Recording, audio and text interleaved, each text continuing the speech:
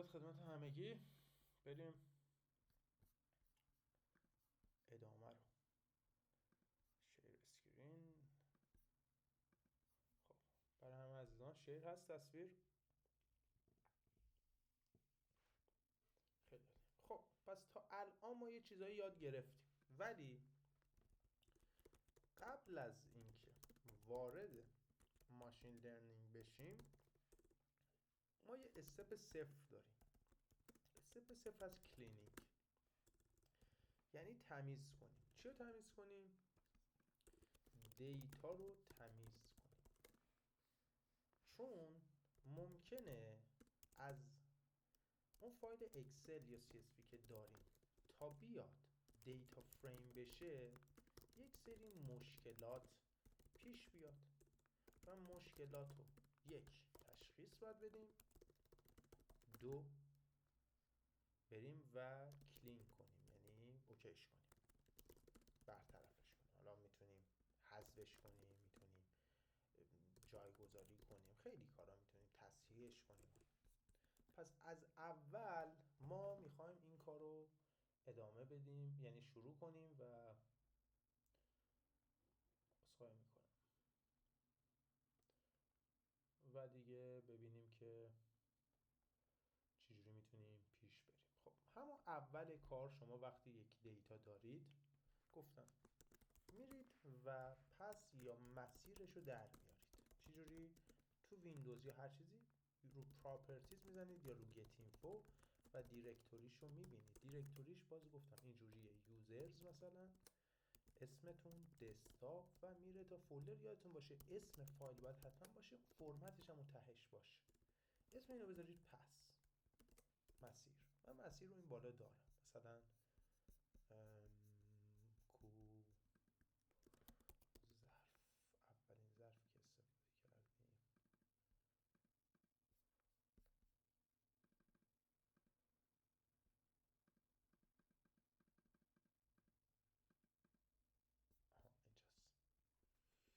همین دیتا منه. پس اینو من میارم اینجا، این پس من مسیر من. چیکار میکنم؟ pd read excel تهش رو میبینم. xlsx اگه xlsx یا xls میام از read excel استفاده میکنم. پس رو میذارم داخلش، این به من یه دیتا فریم میریزم تو دیتا. به همین سادگی دیتا من ایمپورت شد. یا اگر CSV شما از این استفاده میکنید، read CSV پس، یا هر فرمت دیگه که هست. کلی ما توابع رید داریم ولی اکثرا اینجوری هم. شروع کار دیتا دات هد، هدش تو میبینی ببینی درست دیتا هست یا نیست. هلو هوشی میبینیم آره 5 ردیف، 5 اول رو بهت نشون میده. این میگم خوبه. میخوای بیشتر ببینی هر عددی بزنی اونا رو میاره. 10 بزنی 10 تا اول رو برات میاره. میخوای ته دیتا تو ببینی، تیل میزنی، تیل بهت 10 مثلا 5 آخر میده. 8 آخر رو میخوای ببینی، میزنی دیتا تیل 8. ببین دیتا من همه چیم ریخته شده تو دیتا. دیتا چیه؟ پرینت کن دیتا رو، پرینت کن تایپ دیتا رو، پرینت کن. اگه تایپ دیتا رو می‌بینی به صورت دیتا فریم اومده، یعنی تمام کارهایی که بالا گفتیم رو میتونیم روش پیاده سازی کنیم. ولی میخوام یه جمع‌بندی خوب کنیم با هم دیگه. تیل 8 بزنی، شما میای و از چیزی به نام اینفو استفاده میکنی. اینفو یه همچین چیزی میده، فعلا ولش کن، بهش میپردازیم. یه چیزی هم داریم به نام دیسکرایب. دیسکرایب هم یه همچین چیزی میده. و اینا چی هم؟ این دیتا اینفو، دیسکرایب اول بالا بگم. دیسکرایب چیز خاصی نیست، شما خیلی راحت شماره چند تا مینیمم، میانگین، استاندارد دیوییشن، مینش 25 درصد، ماکس، همه چیزشو بهت میگه. شما میگی اینجا که من همه‌شو نمیتونم ببینم، چیکار کنم؟ دیتا دات کالمز بزنی، ستونا رو بهت میده. ستونا رو میگیرم که بدونم چند تا ستون دارم. خیلی ساده میگم ستونه MW. حالا ببین رو این اینفو دیسکرایب بزن، بهت تمام اینا رو میگه. 975 تا داریم، میانگین 308 با دیوییشن 117 اینور اونور، مینیمم ترین حالت 130، مکسیمم 639. با دیسکرایب دونه دونه ستونات رو میتونی ببینی. حتی توابعی داریم مثل مین، تو دل خود دیتا فریم مینیمم رو بهت میده، مکس ماکسیموم رو میده، ولی همه این کارا رو خب دیسکرایب همه اینا رو بهت در کنار هم میده دیگه، هر چیزی که بخوای و بهت میده. بعد از این پس اونا رو ستون به ستون میریم میبینیم. نیاز به رسم باشه خیلی ساده، دیتا دات پلات کایند رو میگی، مثلا اسکتر میخوای، بعد ایکس تو اسم ستون، وایت هم اسم ستون، یادت هم نره در آخر plt شوش میکنی، خیلی سریع میبینی که چه خبره. بعد از این اینفو رو میزنی. اینفو خوشگل بهت میگه ببین من اینجا این پایین مینویسم، بالاش مینویسم تایپت چیه، که خیلی زیاد باید اصلا دیتا فریم باید باشه دیگه. بعد از این میگه چند تا ردیف داری، یه 975 تا ردیف داری، یعنی 975 تا نمونه. شما یادت باشه ما اکثرا مثلا رفتیم تو آزمایشگاه 30 تا نمونه داریم، 40 تا نمونه، و این نمونه یه سری مشخصات داره و به اونا میگن کالم یا ستون. پس رو یا ردیف یا انتریت میشه تعداد نمونت و ایندکس بندی شده 0 1 2 3 اینجوری دقیقا مثل اکسل. و کالم یا پراپرتی یا ستون میشه همون مثلا دما فلان ستونایی که داریم. و بعدش میگه 10 تا ستون داره و ستون ها رو گذاشته کنار، ستون 1 0 1 2 تا 10 تا ستون تو اینجا گذاشته. ببین چی میگه، برای هر ستون یه چیزی زده، یه عددی زده، نوشته که از 975 تایی که داری 975 تاش نان نول هست. نول چی؟ نول یعنی خالی، بهش میگیم امپتی سل. یعنی چی؟ یعنی شاید یا خودت خالی گذاشتی یا وقتی اووردیش خالی شده. پس کلا ما با 4 نوع اشکال طرفیم. اشکال اول امپتی سلزه که خالی هن یا اصلا اشتباهی مشکل تو کامپیوترت هرچی. خب چجوری تشخیصش بدم؟ رو دیتایی. پس دیتای من چیه؟ رید مثلا پی دی رید فلان هرچی که هست میزنی، پس دیتا شما یک پانداس دیتا فریم. رو دیتا دات میزنی اینفو، این میری برای هر ستون نان نولش رو میبینی، باید برابر باشه با کل دیتات.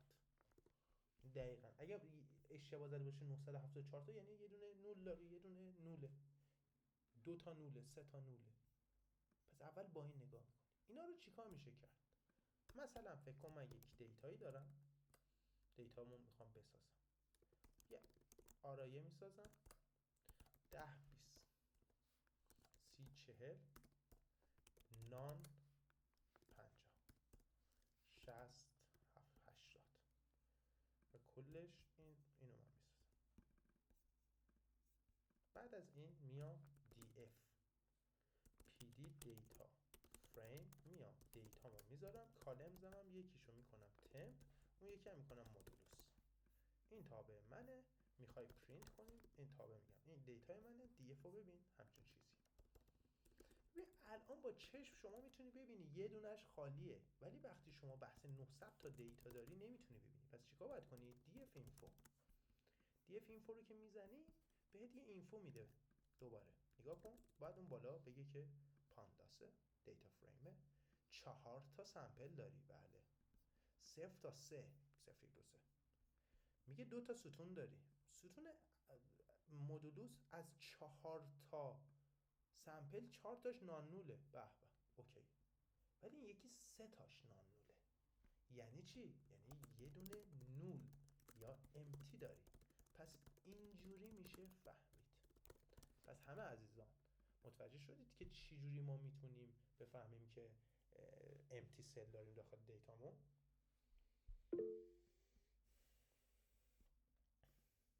این هم میتونیم استفاده کنیم، ایز نول هم میشه، ولی اینفو میزنم به خاطر اینکه دو تا استپ رو تو یه استپ میتونیم جا بدیم.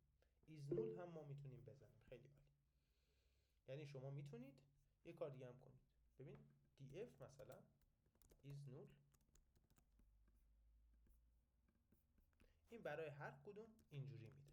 خب یعنی همه فالس یکونه ترو. خب شما اگه 400 تا دیتا داشته باشید که نمیتونید برید دونه دونه ترو فالس ببینید، ولی یه روش دیگه ای هست. is null dot sum. حالا میگه که کل اینا رو سام میکنه، میگه که تمپ یه دونه نول داره بقیه صفر. حالا برای همه ستوناتون رو میبینه، یعنی این دراگی که اون بالا داشتیم ظرف بود دیگه، اسمش ظرف is null. اگه سام بزنم احتمالاً همه رو میاره. ببین تک تک ستونا رو میگه هیچ کدوم. اینم روش دوم، ولی روش اول کفایت میکنه. اینم روش دوم که ببینید هر کدوم. پس این تشخیصه، ما تشخیص دادیم خالیه. خالی یعنی چی؟ گفتم یا خودت خالیش گذاشتی یا اینکه خالی شده. اولین کار اینه که ریموو کنیش. وقتی دیتای کافی داری میتونی بری ریموو کنی، خیلی ایزی. این روش اوله که شما بگید که آقا من برام هیچی مهم نیست و میخوام فقط خالی نباشه. برای این کار روی دیتایی که داری چی میزنی؟ ما یه چیزی داریم به نام دراپ نا، اسم تاب است. اینو اگه صدا بزنی میاد دیتا تو نا یعنی نات نامبر یا حالا نول ما رو میاد چیکار میکنه؟ میاد دراپ میکنه و بهت یه دیتا فریم جدید میده. ولی شما میخوای رو خودش اعمال بشه. گفتم همه یه توابع چی داره؟ یه چیزی داره به نام in place. اینو اگه تو رو بذاری رو خود دیتا اتفاق میفته. یعنی من میزنم drop now in place true. این کارو من اگر کنم رو دیتا، یه لحظه دیتامو ببینم، میخوام دیتام df، اسمش df. رو df یعنی به جای اینکه df drop now خالی بزنم میگم df drop نکن، ناها رو دراپ کن و این پلیس کن، یعنی تو خود دراپ تو دی اف این کار رو انجام بده. دی اف رو ببین، اونو انداخت بیرون، اون دو انداخت بیرون، اونی که خالی بود و انداخت بیرون. یعنی از قبل اینجوری بود، ببینی اینو که 50 بود و انداخت بیرون. ایزی. اوکیه؟ دوباره اینو میسازم. این واسه زمانی که شما دیتا داری میتونی حذف کنی، ایزی. ولی اگه نداشتی چی؟ میتونی فیل کنی، یعنی پرش کنی، جایگزینش کنی. خیلی ساده. شما میتونی در ساده ترین حالت بگی آقا df فیل نا، به جای دراپ نا فیل نا، اینجا عدد بذاری، میگی با 10 فیلش کن. این پلیس هم تو رو میکنی که سریع روی خودش اجرا کنه. اینو من اگر بزنم، حالا df منو ببین، اینجا رو کرده 10، جای خالی رو با 10 پر کرد. شما میتونی 20 بذاری، 30 بذاری، هر چیزی که بخوای. این کارم کمتر انجام میشه، ولی کاری که اکثر انجام میدم این چیکار میکنن؟ میگن df و تمپ مگه نیست؟ ستونمون رو ببینیم، تمپ دیگه. دات مینش رو بگیر، این بهت یه عدد میده. اینو اسمش رو بذار تمپ مین، بریز توی ظرف یه عدده که عدد 27 مثلا. بعد برو بگو df برو فیل نکن برای من، فیل نکن با تمپ مین این پلیس ترو. یعنی هر جایی دیدی خالیه برو میانگین اون ستون رو بذار. میگه چشم. حالا دیف منو ببین، اینجا که خالی بوده گذاشته 33.33. یه روش. وقتی دیتا خیلی داری، دو تا روش خیلی خوب داری. همین کارو با فیلنا، دی فیلنا میزنی. یه چیزی ما داریم به نام متد. یه متد هست اف فیل، یه متد داریم به نام بی فیل. این میاد چیکار میکنه؟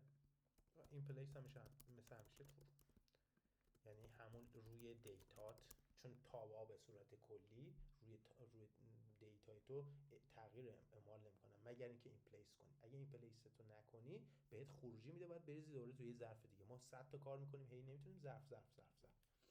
اف فیل میاد ستون هر جایی که خالی دید فوروارد فیل میکنه، یعنی اون چیزی که فورواردش هست و میره ور میداره، یعنی ردیف بعدی رو ور میداره و میاد پر میکنه. بیا ببینیم همینجا رو.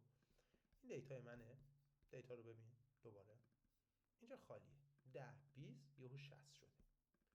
من اگه اف فیل کنم میاد اف فیل فوروارد، یعنی از قبلیه فوروارد میکنه، یعنی سیو میکنه بعدی، یعنی اونو اینجوری پر میکنه، قبلیشو ور میداره، یعنی قبلیشو ور میداره، فورواردش میکنه. بکوارد میاد بعدیشو ور میداره. فکر کنم قابل فهم باشه، اوکی باشه این قضیه. این دومین متد. اوکی برای همه عزیزان؟ خیلی عالی. پس ما اومدیم و امتی سلا رو دیدیم. پس گفتم 4 تا ما مشکل داریم، یکیش امتی سل بود. با اینا رو حالا من تهش دوباره براتون اینجا هی می‌نویسم تا تکمیل بشه. با دیتا اینفو یا دیتا دات ایز نول و دات سام میریم میفهمیمش. و چجوری پرش میکنیم؟ یا میزنیم دراپ نا، تمام اونایی که خالیان میپرن، یا با فیلنا یه عدد میدیم، یا حتی میانگین میدیم، یا هر چیزی. یا میتونی حتی تو دلش یه چیزی هست به نام متد بذاری، بگی برو با اف فیل کن یا بی فیل کن. دومین، دیتا تایپت مشکل داره. یعنی چی؟ دوباره از کجا بفهمم؟ ببین شما همین دی افی که داریم روش اینفو بزن.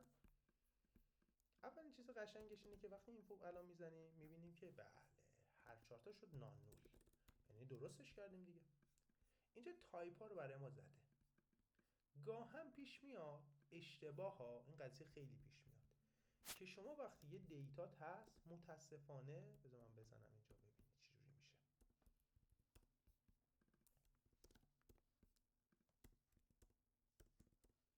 مثلا این دیتای منه دی اف، میزنم دی اف اینفو. وقتی دی اف اینفو رو میزنم میبینم که زده آبجکت یا استیاره، ولی من مد نظرمه که ستون تمپ و مدولوس هم چی باشه؟ مثلا فلوت باشه، عدد باشه. آبجکت اینا چیه؟ بعد اینجا بزنه فلوت. اینجا بهش میگم مشکلات تایپ، یعنی اشتباه داره میخونتش. دی افو بزنی ببینی اصلا رنگی نیست. واسه این کار شما خیلی روش ساده‌ای وجود داره، یعنی 2 تا روش هست شما میتونی انجام بدی. یعنی یه روش هست در اصل. چیکار میکنی؟ مینویسی که مثلا تمپو، ستون تمپ من چیکار کن؟ بیا تمپو دات از تایپ بکن فلوت. وقتی این کار رو انجام بدم دی افو ببین فلوت شد. این روش اول. خیلی ایزی. به جای فلوت میتونی هر چی بذاری. از تایپ میذاری یعنی از تایپش کن، یعنی ستونمو بکن این ستون از تایپش کن، یعنی ستونتو میگیره بیرون فلوتش میکنه میریزه دوباره تو ستونت. حالا اگه من دوباره روی دی اف اینفو بزنم میبینم که بله همه چی برای من اوکی پیش رفته، فلوت شد. یه روش دیگه هم داریم. حالا میتونی همونو دوباره اینجا بزنی دی اف، بزنی مودولوس مساوی دی اف مودولوس دات از تایپ، حالا فلوت، هر چیزی که دوست داری. یا اینکه روش دومو میگم که دیگه یاد بگیریم، این که میتونی بگی دی اف مودولوس پی دی تو نیومریک. یه تابعی داریم به نام نیومریک، میگیم برو تو نیومریکش کن، یعنی برای ما نیومریکالش کن و کیو مودولوس دی اف مودولوس. این روش دوم، یعنی این با این هیچ فرقی نداره. حالا دی اف دات اینفو بزن و بعد از اینفو آخری میفهمیم که بله همه چی سر جاشه. حالا این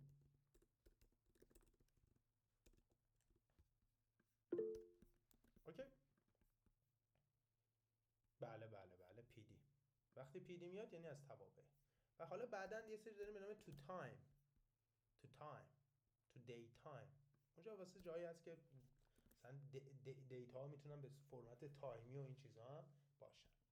پس ما تا اینجا تونستیم خیلی ساده و زیبا وقتی دیتا تو شما میاری، هی من اینو دارم مینویسم، دیتا تو ایمپورت میکنی.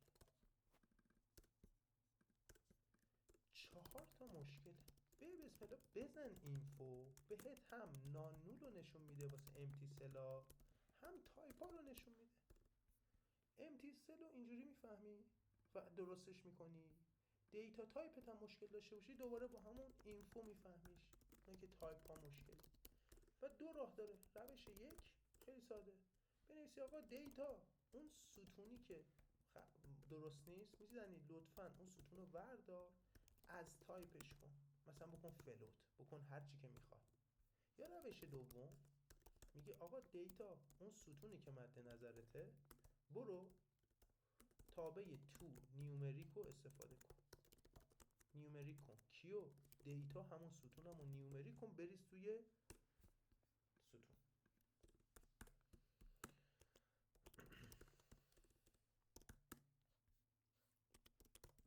دو تا مشکل دیگه میمونه و تموم. یه سری مشکلات منطقی هن. منطقی یعنی چی؟ یعنی این که مثلا تمپ نباید زیر مثلا بالای 50 باشه. چجوری بفهمم؟ برگردیم به ظرف. ظرف چی بود؟ میخوای ببینی؟ بزن هد بزن ببینیم چی بود. آها ظرف این همون تابه ها بود. میخوام ببینم ملتینگ پوینت و اینا چجوری ان. دیسکرایب. میخوام ملتینگ پوینت رو دیسکرایب کنم. خب میزنم ظرف ملتینگ پوینت رو دات دیسکرایب کن برای من. میگه که اینا اینجاست و این حرفا. با این میتونم هلوشی بفهمم که مینیمم چیه. میگم ملتینگ پوینت من باید بالای 400 باشه، پس باید حذف کنم. اینو بهت گفتم کجا؟ قبل از اینکه بگی فیلترینگ کار اینجا کار فیلترینگه. چجوری؟ ظرف ملتینگ پوینت بزرگتر از چند؟ بزرگتر از 400. اینو اگر بزنم یه سری ترو فالس بهم پس میده. تو به درد من نمیخوری که ترو فالس میخوام. چیکار باید کنم؟ بگم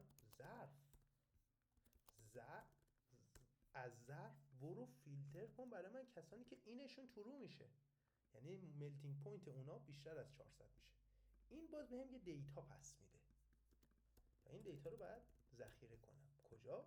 در مثلا کلیند ظرف یا مثلا های تی ام دیتا. ببین چی شد؟ از دیتاهایی که ملتینگ پوینتشون بیشتر از 400 این فیلتر میکنه پس میده میریزمش تو های تی ام دلتا. حالا برم های تی ام دلتا هدش رو ببینم یه سری چیزا شده. ولی قشنگیش چیه؟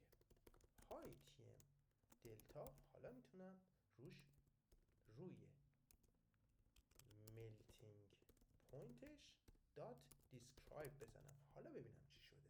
ببینم عوض شده دیگه زیر 400 نداره، مینیمم هم 406. این هم واسه جاهایی که شما به صورت منطقی به مشکل میخورید. اوکی؟ پس برمیگردیم اینو دوباره کپی میکنیم میایم اینجا. پس شما یک دیتاتون امتی سله، دیتا تایپ مشکل منطقی کاری نداره. دیتا اون ستونت دیسکرایب کن ببین چه خبره. برای تغییرش دیتا مثلا اون ستونت یه شرطی اینو بذار توی دیتا و بریزش توی نیو دیتا. و آخرم داپلیکیتد. گاهن شما نباید ردیفی داشته باشید که داپلیکیتد باشه. یعنی چی؟ یعنی تکراری باشه. واسه این کار شما اول باید ببینید تشخیص بدید. خب بعد از اینکه تشخیص دادید شما میتونید برید واسه حل کردن و درست کردنش. برای تشخیص دادنش خیلی ساده است، همین بالا دیگه بیام بگم. df duplicated اینو که بزنید ببین چی میده. این تابع true false بهت پس میده. ولی شما میتونید بگید duplicated.sum. این عدد باید یه عدد صفر باشه. اگه عددی غیر از صفر باشه یعنی چی داری؟ duplicated داری. پس یادمون باشه این عدد رو اول میزنید. اگه غیر از صفر بود یعنی duplicated. چجوری حذفش کنم؟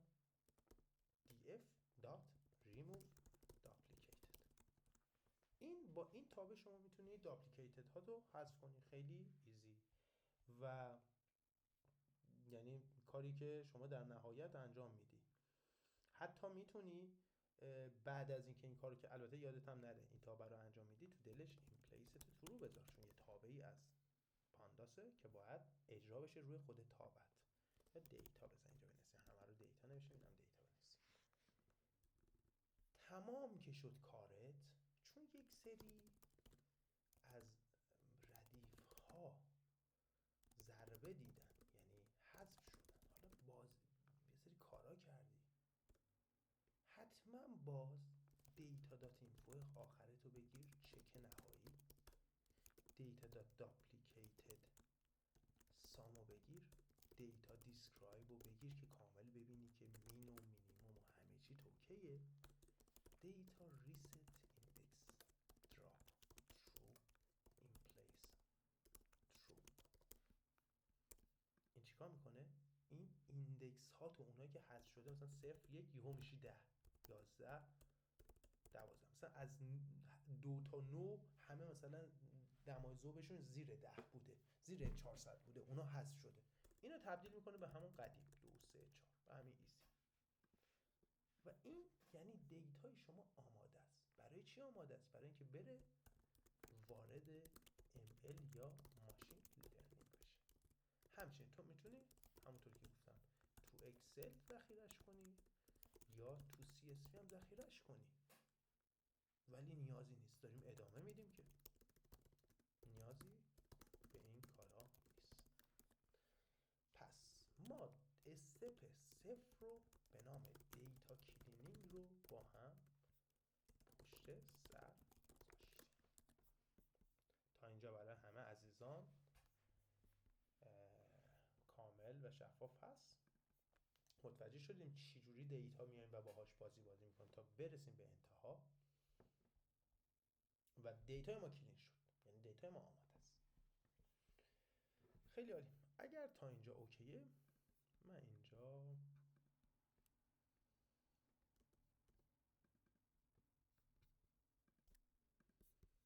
یه چیز جدیدی باز کنم به نام ماشین لرنینگ و اینا شروع ML.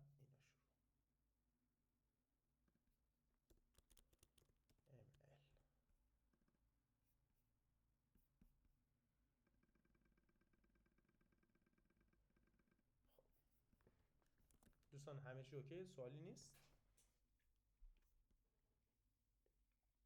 خیلی عالی. دوستان نظرتون تا اینجا چیه؟ تا اینجا کامل اوکی شد که ما یعنی متوجه کاربردی بودن این بخش از زمانی که ما دیتا رو بیاریم، وارد کنیم، رسم کنیم، محاسبات با نامپای، یهو شما نیاز داری مثلا تو همه ستونات 400 رو ضرب کنی مثال، یا بخوای فیلترینگ انجام بدی، دیتا تو بسنجی تا دم ورودی ML، چیزی که لازم هست. یعنی شما لازم داری به این هیته قبل از اینکه وارد ML بشی. برای همه عزیزان تا اینجا اوکی بوده همه چی؟ اگه صحبتی یا هر چیزی هست من خوشحال میشم وایس اگر نیاز هست راجبه. خیلی عالی. خب میایم رو آی پایتون یا بهتره بگم نوتبوک ما. یک روش دیگه که گفتم اینا خوبیش اینه که دیگه شما کامل از بالا تا پایین میخونیدش، نیازی به چی نداره، به ران کردن نداره. مارک داونه.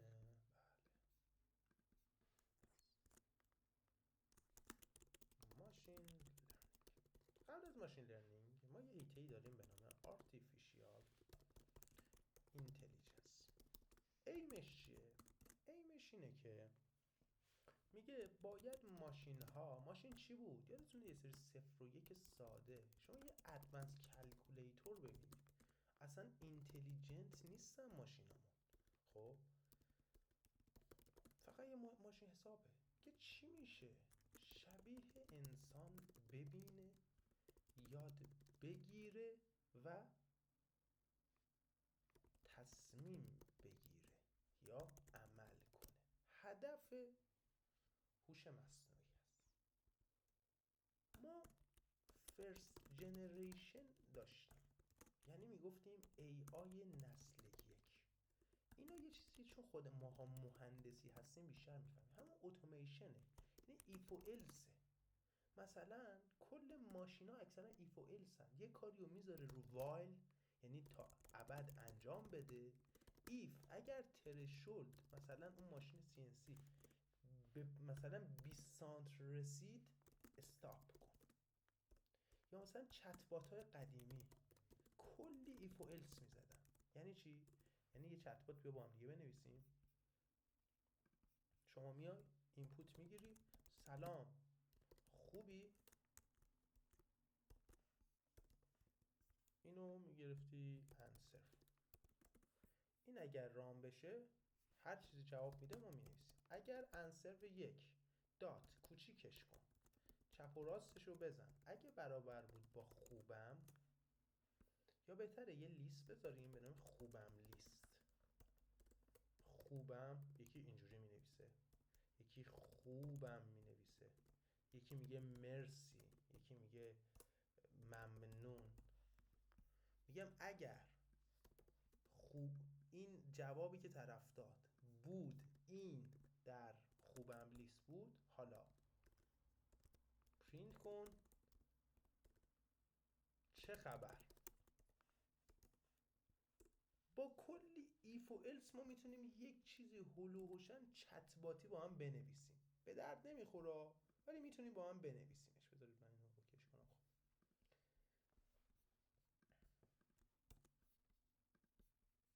خب این نوشته سلام خوبی؟ من اگه بگم خوبم تو جواب ببین چی نوشتم، بذار ببینم. خوبم. if answer 1 باشه در خوبم لیست، حالا اینجا پیش نمیاد مهم نیست، میاد میگه پرینت میکنه چه خبر. این کارو میتونیم با هم دیگه انجام بدیم. ولی این نسل 1 بود، اکثر چیزا نسل 1 انجام میشده. مثلا ربات‌ها اکثرا نسل 1 بودن. یعنی چی؟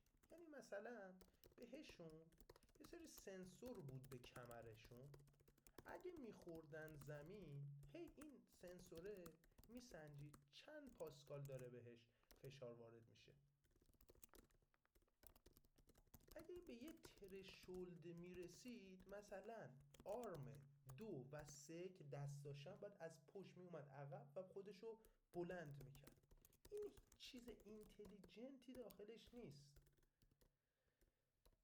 بلکه یک سری ایف و الس تو در تو هن و یک سری شرط های اتوماسیون هستن. پس به این فکر شد که ببین من میخوام رباتم نه تنها اینا که کاری نداره اینا رو انجام بده، بلکه یاد بگیره. یعنی اون ربات‌های نسل 1 اگه 100 سالم فوتبال بازی کنن، از این ربات‌ها که میخورن زمین بلندشن، هر دفعه بخورن زمین، اگه اون فشاری که به کمر میاد فلان عدد باشه بلند میشه و اصلا هیچ پیشرفت اینا نمیکنه. ولی ما اگر یه چیزی بسازیم که یاد بگیره، پس بعد 10 تا بازی این ربات‌های ما قوی تر میشن. یعنی چی؟ یعنی هی بیشتر یاد میگیرن، هی آپگرید تر میشن. این میاد شروع میشه به نام نسل سکند جنریشن. AI سکند جنریشن ما هست که با ورود یک عرصه به نام ماشین لرنینگ یا یادگیری ماشین هست که 70 تا 80% AI رو شامل میشه.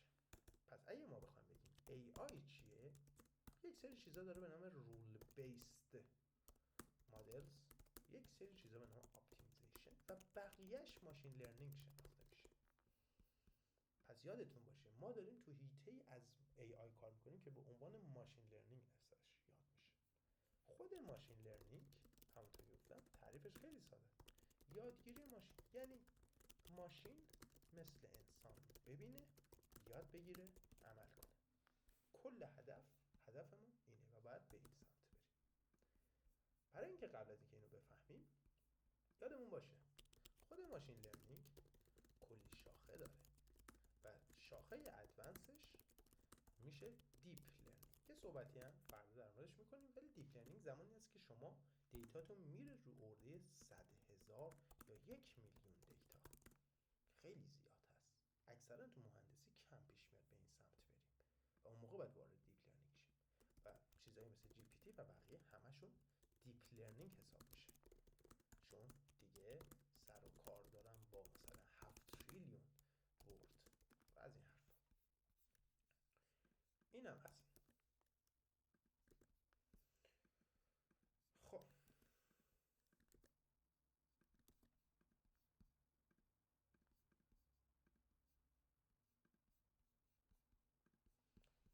خب این مشکل چیه؟ اینم از این. بریم. حالا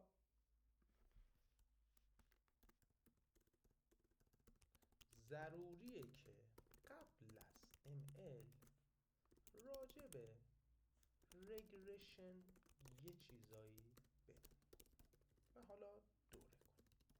با این دید میریم جلو. بریم و رگرشن رو با هم دیگه ببینیم. کد. فکر کن یه دیتایی من دارم و دیتای من اینجوریه. فکر کن واقعا تو دنیای واقعی شما یه دستگاه داری و میتونی دما رو، حالا ادیتیو مانیفکتورینگ یا هر چیزی که هست، دما رو من میام تغییر میدم و در ازاش این تخلخل ایجاد میشه داخل مواد من، ماده تولیدی من. پس رو چی تاثیر میذاره؟ رو دنسیتی من. یک رابطه‌ای بین این تمپ و دنسیتی در نیچر یا طبیعت یا دنیای واقعی وجود داره، هیچ کی هم نمیدونه، فقط خدا میدونه. من و شما اصلا نمیدونیم چی. رابطه‌اش چیه؟ دما رو که میبری بالا میره تأثیر میذاره روی میکرو استراکچر، میره تأثیر میذاره روی ملت پول ما، میره تأثیر میذاره روی مولکولز، میره تأثیر میذاره حتی روی قوانین کوانتوم در ملتینگ و حتی اون قسمت داینامیکی که داریم. بعدش وقتی سالیدیفیکیشن اتفاق میفته، همه اینا یه چیزی کلی پیچیده است. در نهایت یک سری تخلخل، اون همه هزاران ما چی داریم؟ مکانیسم داریم، هزاران تایپ داریم. در آخر کل اینا در کنار هم اگر بگیم استاتیستیکال مکانیسم به صورت آماری با توسط انتروپی پخش گروس همه اینا میخوام کلمات پیچیده میکنن، در نهایت دنسیتی تغییر میکنه. پس یک مسیری از تمپ تا دنسیتی وجود داره، ولی میتونم بگم تمپو من خودم تغییر میدم، پس اسمشو میذارم x. و دنسیتی چیزیه که من مشاهده میکنم، اسمشو میذارم y. به x میگن independent variable یا متغیر مستقل. به این یکی میگن dependent variable یا متغیر مطابقی چی؟ متغیر وابسته. یعنی چی وابسته؟ به کی وابسته است؟ همونطور که گفتم تمپ بر اساس یک سری کامپلکس پترنز تأثیر میذاره روی دنسیتی. پس من میتونم بگم دنسیتی مساویه یه افی از تمپ هست، یعنی تو دماهای متفاوت من دنسیتی های متفاوت رو دارم. آیا میتونیم بگیم که تو چه دما چه دنسیتی به دست میارم؟ آیا اینو همین الان میتونیم اینو بگیم دوستان؟ نظرتون چیه؟ آیا من میتونم الان بگم که تو این دما قبل از اینکه اصلا هیچ کاری انجام بدم، هیچ نه برم داخل تولید نه داخل آزمایشگاه، فقط میخوام فکری بگم اگر دما بره اینجوری نه عددی، دما رو اگه من بذارم 300 دنسیتی نمونم چند میشه، اصلا شدنی نیست. ولی پس اینو همه با هم اوکییم، همه با هم دیگه موافقیم که ما نمیتونیم دما رو بگیم، یعنی بگیم که تو فلان دما دنسیتی چند میشه، اصلا این شدنی نیست. ولی در کنارش یه سوال مهمتر دارم. پس یک، ما نمیتونیم بگیم که تو فلان دما دنسیتی چند میشه. حالا سوال دیگه، آیا واقعا رابطه ای بین دنسیتی و تمپ وجود داره؟ اینو نظرتون چیه؟ به نظرتون وجود داره رابطه ای واقعا بین تمپرچر و دنسیتی؟ توی نیچر، نه توی لیترچر یا توی مقالات ها، واقعا تو دنیای واقعی یه رابطه شاید خیلی پیچیده ولی یه رابطه شاید وجود داشته باشه. ما فرض رو میذاریم که وجود داره، چون یک جاها ممکنه وجود نداشته باشه. پس ما فرض اولمون اینه که این رابطه وجود داره. رابطه چیه؟ اسمشو میذارم. فکر کن فقط میگم من و شما نمیدونیم، فقط که میدونه خدا میدونه. پس بیایم از اینجا شروع کنیم. من یه چی دارم به نام temp mp array احسنت و density دارم. خودش اصلا میبینی خودش ساخته، یعنی میخوام بگم واقعا خدا داره میسازه، یعنی خود AI داره میسازه. یعنی من همینجوری زدم، فکر کن رفتم تو آزمایشگاه و اینو دیدیم.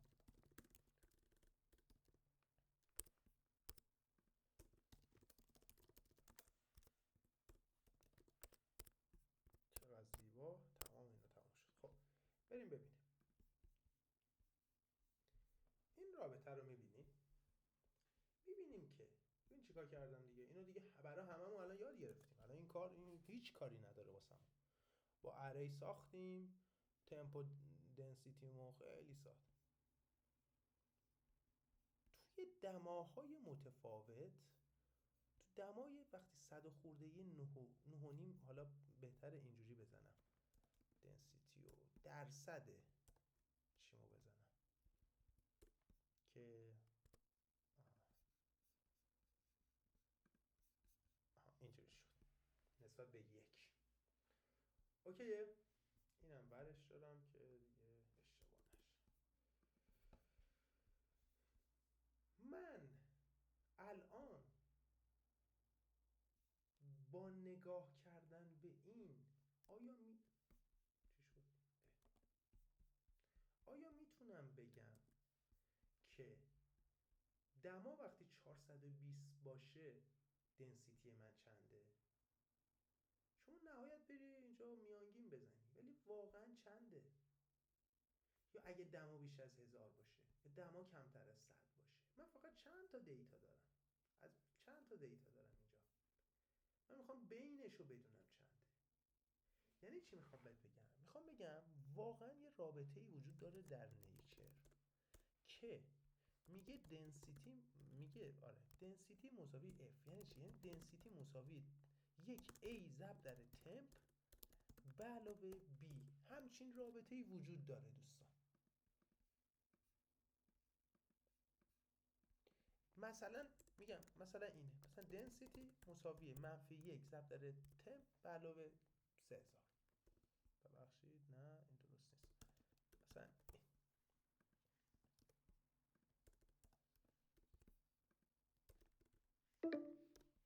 خب همچین چیزی وجود داره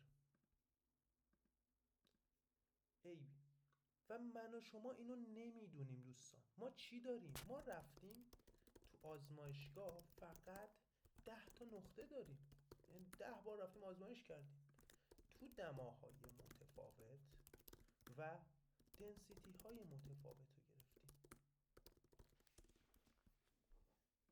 ولی ما دنبال چیم؟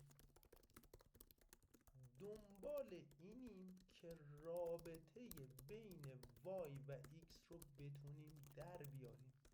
به چه درد میخوره؟ چون ما میدونیم که دنسیتی مساوی a ضرب در تمپ به علاوه b هست. ما دنبال اینیم که پارامترهای a و b رو به دست بیاریم. اگر بدونیم که مثلا این هست فلان ضرب در تمپ به علاوه فلان هست، دیگه به جای اینکه من برای تمپ های جدید برم آزمایشگاه، تمپو میذارم تو فرمول بالا، به هم چی رو میده؟ دنسیتی رو میده، چون رابطه رو فهمیده. به این کار ما میگیم رگرشن. ولی واقعا چجوری این اتفاق میفته؟ برای فهمیدن این قضیه به صورت کامل اینجوریه. شما فکر کنم من اینو عوض میکنم این کارو، این بازی که هست من فکر کنم برعکسه، اما برعکس عوض میشه. اینو ببین همچین چیزیه. چجوری میشه فهمید؟ میدونیم یه رابطه‌ای وجود داره، یعنی یک خطی وجود داره. پس بیا یه خطی با هم دیگه بکشیم. مثال، یعنی من میدونم y مساوی a ضرب در x علاوه b هست. بیا با هم رندوملی به صورت رندوم a و b رو چیکار کنیم؟ حدس بزنیم. حدس نه، همینجور رندوم شروع کنیم. من خیلی ساده میگم که اینم واسه این که عددا بذار اصلا از همون اول بزنیم ببینیم چی میشه. این که سر جاش. پس میام x همو مثلا میکنم mp arrange از 100 باشه تا 1001 100 تا عدد، یعنی توی این رابطه. y همو خوبه، a رو من میکنم این، b هم میکنم اینجا، یعنی y من میشه a ضرب در x به علاوه b. و میام زیر این میخوام اینم رسم کنم، پلات کنم x و y رو با کالر رد. من اینو پس یه بار a، پس با چی شروع کردم؟ با a مساویه منفی، نه بذار مثبت بذارم، 5000 بیم هم گذاشتم 1. وقتی رام میکنم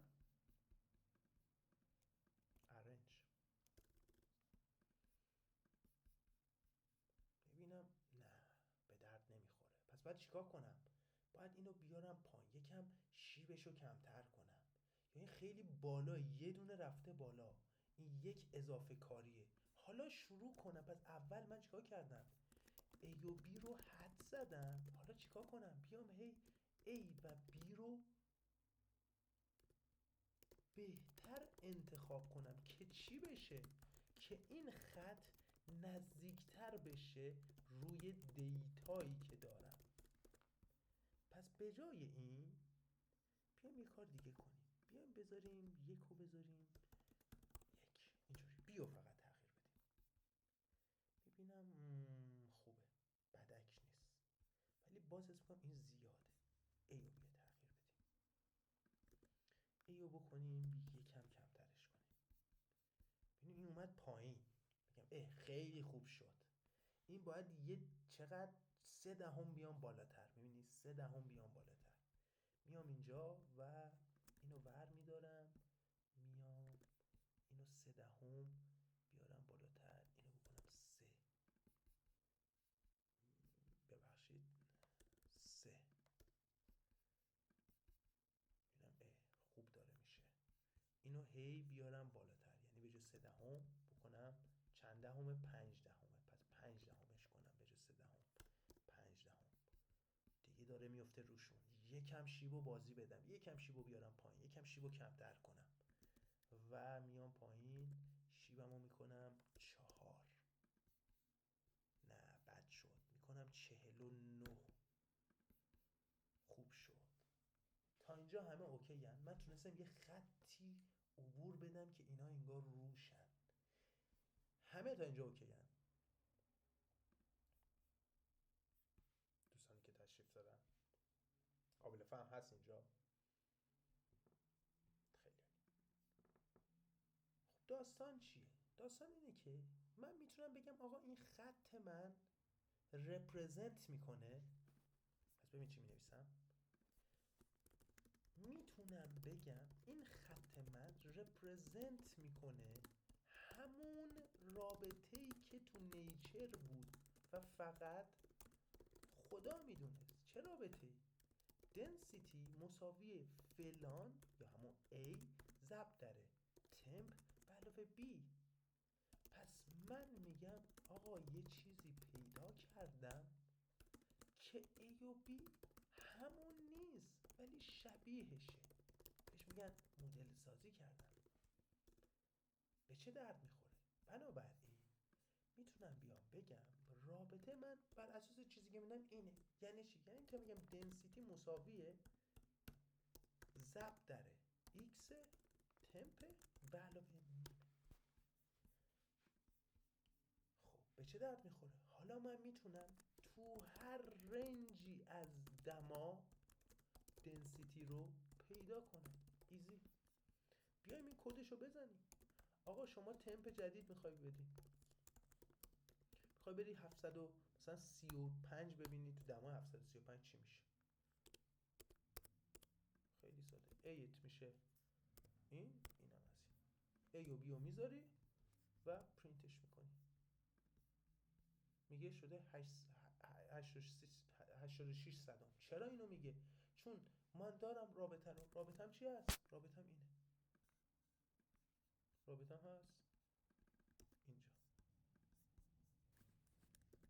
density مساوی 49 حالا 48 صدم ضرب در تمپ به علاوه نیم. این میگه اینه. میتونم رسم کنم. بیام بگم تمپ رنج.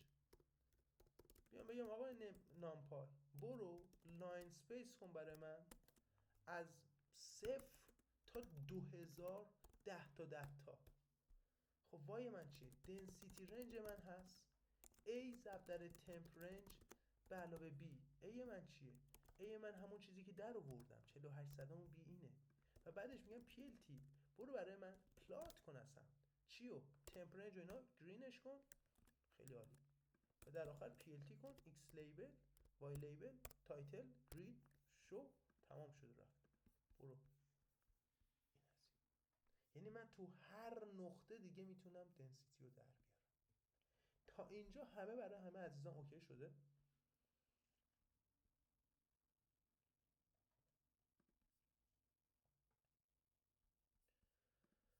چی کار کردم؟ پس بیایم برگردیم ببینیم چی کار کردیم من انسان.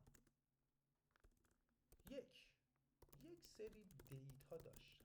این دیتای من یه x داره، حالا یه دونه یا دوتا مهم نیست، هر چی. به اینا میگن پروسس پارامتر، چیزایی که دستمونه میتونیم تغییر بدیم. یه y داشتم به نام تارگت یا خروجی یا کوالیتی پارامتر، چیزی که ما میبینیمش برامون خیلی مهمه. دو، میدونیم یک رابطه‌ای بین y و x هست، یعنی y مساوی a ضرب در x به علاوه b. پس چیکار میکنیم؟ میایم دونه دونه a و b رو رندوم یه گس میزنیم. 4 میسنجیم خطه چقدر با این نقاط نزدیکه و چیکار میکنیم؟ هی نزدیکترش میکنیم تا، یعنی هی داریم چی رو تغییر میدیم؟ A و B رو، تا برسیم به جایی که این دوتا شبیه هم بیان رو هم. و بعدش میگیم اون A و B ما اون چیزی هست که تو نیچر بوده. یعنی من رابطه رو پیدا کردم.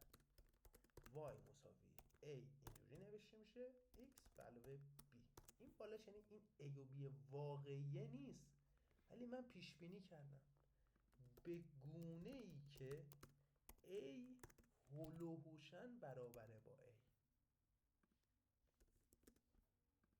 B هم هلوهوشن با B برابره و من میتونم با فقط گذاشتن نیو تمپ نیو ایکس میتونم پردیکت کنم، بذارم توی نیو ایکس به علاوه B و پیش بینیمو انجام بدم.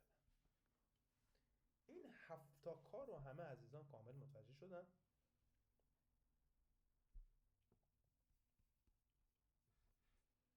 این کاری هست که من میتونم انجام بدم.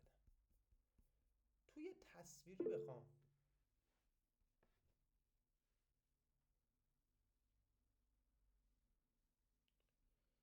ببخشید داده های تست، من متوجه نشدم. این الان داده‌ای که بله ما ساختیمه، دقیقاً داده‌ای که ما ساختیم الان اینجوری بوده، ولی اصلا داده رو شما از چی بیارید؟ از آزمایشگاه بیارید، از هر جایی که لازم هست. پس خیلی قشنگ بخوایم بگیم، اینجا برمیگردم عقب. نسل یک AI ما وقتی که شما بخواید ببینید اون زیر چیه، یه سری ایف و السن فقط، تا میایم نسل دوم که میخواد یاد بگیره، ولی قبلش باید بدونیم رگراسیون چیه. مثالی که زدیم، شما فکر کنید یه سری ایکس و وای داریم، 0 4 8 16 24 یه سری چیزا. این چیه؟ این درصد گرافن در یک میکروبابله و اینم مادولوسشه که هی زیادتر میشه، اینم زیاد میشه. اینجا ببینید رسمش رو اگه بخوایم بکنیم، اسکترش کنیم، یه همچین چیزیه. این 5 تا نقطه مونه. ما میخوایم ببینیم که مثلا دمای میدونیم 8 رو داریم، 0 رو داریم، 4 رو داریم، گرافن 8 رو داریم، گرافن 16% داریم، 24%، 13% بشه چی میشه مدولوس ما؟ 30% بشه چی میشه؟ پس ما چیکار میکنیم؟ میایم چند خط رسم میکنیم، پس هی دونه دونه خط رسم میکنیم. خب من علی انسانم، انسان با چشم میبینه، ولی چجوری تو کامپیوتر این کارو کنیم؟ تو کامپیوتر میگه واسه این که بخوای ببینی که این خطی که حد زدی چقدر با اینا نزدیکه، شما باید بری فاصله این نقاط رو با این خط در بیاری. فاصله اینو به علاوه این به علاوه به علاوه به علاوه اینا، چون مثبت اینا منفیه، اینا همو حذف میکنن. پس بیا بتوان دوش کن که همه قدر مطلقی بشه. به این کار که میگن حالا روش زبان فارسیشون لیست اسکوئر، که میاد برای شما مجموع مربعات خطا هم گفته میشه، میاد خطی که شما پیش بینی کردی، یعنی شما یک سری دیگه دیتا داشتی فقط نقطه، اومدی یه A و B رو همینجوری شانسی وسط انداختی، یعنی اومدی A و B رو ساختی. خب یه 2 دقیقه داریم دوستان، میخوام یه 1 دقیقه دیگه براتون خدمتتون ارسال کنم، یه در حد 1 رو دیگه ما کلاس رو تمامش کنیم. پس اجازه بدید من اینجا رو دوباره از ابتدا براتون خدمتتون، یعنی از اینجا بگم و چیز خاصی نمونده تا این تیکه که ما بتونیم کدش هم بزنیم. پس دوستان من 2 دقیقه دیگه خدمتتون یه لینک دیگه ارسال میکنم و انشالله یه رو به تمام. فعلا دوستان.